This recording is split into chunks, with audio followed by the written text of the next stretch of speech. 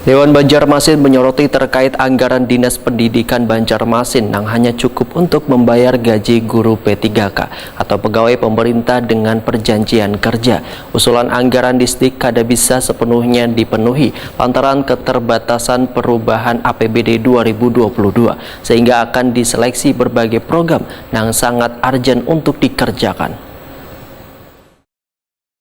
Dewan Banjarmasin menyoroti terkait anggaran Dinas Pendidikan Banjarmasin yang hanya cukup untuk membayar gaji guru P3K atau pegawai pemerintah dengan perjanjian kerja. Ketua Komisi 4 DPRD Banjarmasin Saud Nathan Samosir Waitakuni Prima TV jelang tengah hari Jumat 16 September 2022 mendakkan usulan anggaran Disdik kada bisa sepenuhnya dipenuhi lantaran keterbatasan perubahan APBD 2022 sehingga akan diseleksi beberapa program yang sangat urgen untuk dikerjakan. Politisi PDI Perjuangan ini pun berharap anggaran yang diprioritaskan adalah untuk perbaikan fisik beberapa SD yang sudah sangat memprihatinkan.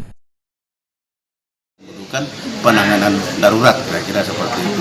Jadi kita juga setelah beberapa kali kunjungan ke sekolah-sekolah melihat kondisi sekolah itu yang sudah dibobol karena takut untuk roboh ya. Jadi artinya tiangnya itu sudah dicagat gitu kan supaya tidak menimbulkan kerusakan kepada ruangan-ruangan yang lain.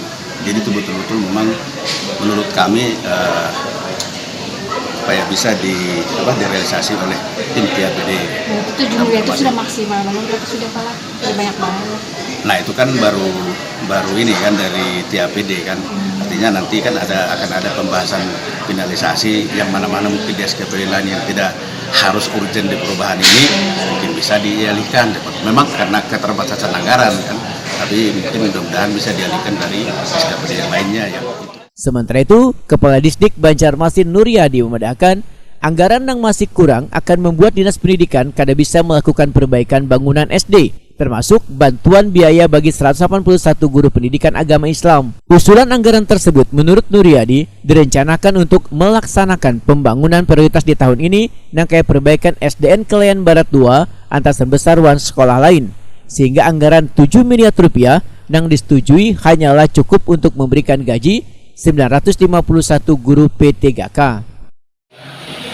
Yang rusak di SD memang ada, yang menurut laporan ada yang rusak ringan, ada yang rusak berat. Nah, yang terdata di lapor itu rusak berat baru hanya 15 ruang tombol. Yang rusak ringan, rusak berat itu ya hampir ada beberapa sekolah, tiap sekolah itu ada yang rusak itu 3 sampai 2. Tapi itu tidak menjadikan masalah, proses belajar tetap belajar. Nah itu nanti juga harapan dari apabila ada rusak ringan di bawah 30%, kami harapkan sekolah-sekolah itu untuk memperbaiki sendiri dengan dana. Kalau totalnya berapa? Kalau total sih ya banyak. Ibarat itu ya hampir ada, setiap sekolah itu pasti ada ruangan 1 atau 2 yang mereka mengalami kerusakan ringan. Itu salah satunya ada seperti kebocoran, ada plafon jatuh. Nah itu hal seperti itu yang paling banyak.